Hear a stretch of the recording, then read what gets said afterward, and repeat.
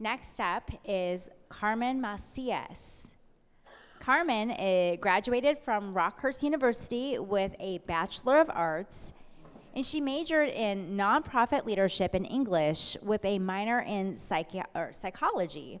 Now, Carmen is a frequent volunteer in the Wichita community, and she's also competing for the title of Miss Kansas in June. Wishing you the best of luck with that. And also, in her free time, Carmen enjoys reading, playing her banjo, and being outside. So let's go ahead and welcome up Carmen to the stage.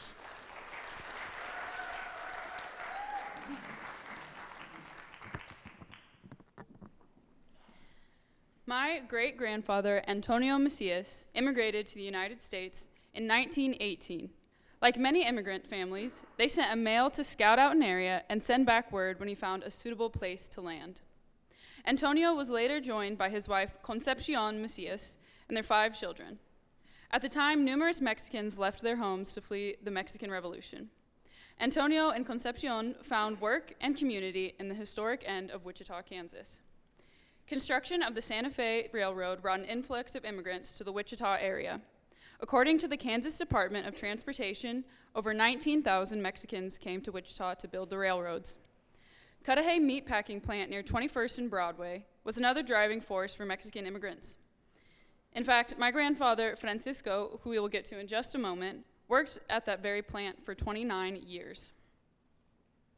Before they were laid to rest, Antonio and Concepcion had 2 more children, one of which was my grandfather, or abuelo, Francisco Pedro Macías I. My brother would become the second. This cemetery bears the marks of racism in Wichita, as parts are still segregated to this day. Grave sites are something you can't desegregate.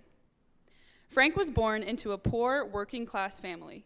He was one of 2 siblings born in the United States.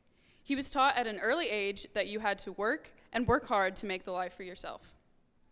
At the mere age of 10, Grandpa Frank was given the nickname of the Wheat King. On the tracks on Broadway, workers unloaded shipments of wheat off the rail cars. Frank discovered there were still grains left in the corners of the cars. When the workers sent the seemingly empty car down the track, my grandpa organized a group of children to gather their forgotten wheat, bag it up as quickly as possible, and run off before the workers ran them off. Frank then decided who got to sell the wheat that day and keep the money. Frank was a devout Catholic and entered the seminary. Luckily for me, he fell ill with rheumatic fever and was sent home to heal. During that time, he met my wonderful grandmother, Katie. When they married, they were considered a mixed marriage. They felt the pressure of it too.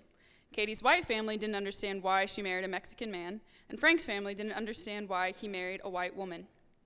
Throughout his life, Frank experienced racism. Stories commonly shared amongst the family are how Frank sat in the balcony of the Nomar Theater, as that was the designated area for Mexicans and blacks. At times, my relatives would try to sneak down to the white section, but were promptly kicked out. Another instance, Frank visited a car lot to rent a vehicle. When he talked to the salesman, the man looked at him and said, "There are no cars to rent today." Stunned, my grandfather inquired as to why the full lot of cars were inoperable. When a white family came in to rent a vehicle and were promptly helped in choosing one, Frank understood why there were no cars to rent that day. Katie and Frank had 7 children whom they worked tirelessly for. Frank became a manager at Cudahy, at one point his sons and nephews worked underneath him. He pushed them harder than anyone at the plant, so much so that a nephew asked, "Uncle Frank, why are you working us so hard?" To which he responded, "So you'll never come back." As Katie and Frank's family expanded, they had the difficult decision to make. Needing a bigger house, they moved their family out of the North End and eventually into the suburbs. They chose not to teach their children Spanish and focused on assimilation as to avoid prejudice, racism, and rejection. Frank emphasized the necessity of education.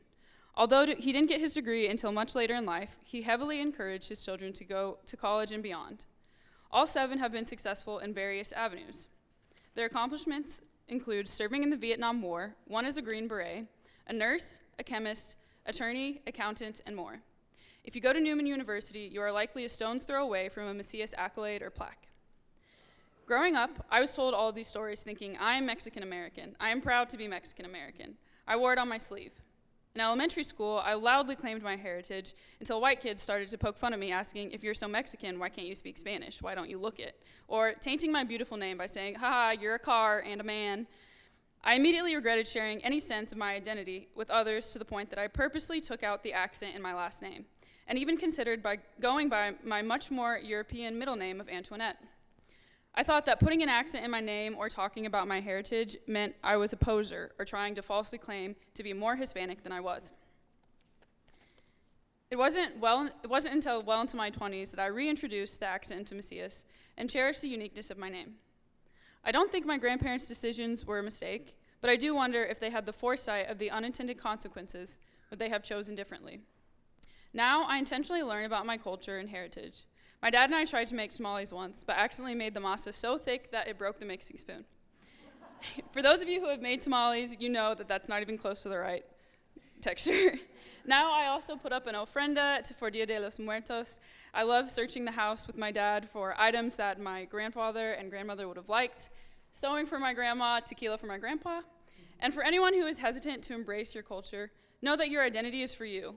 You do not need to prove to anyone who you are, and it's never too late to love yourself and where you come from.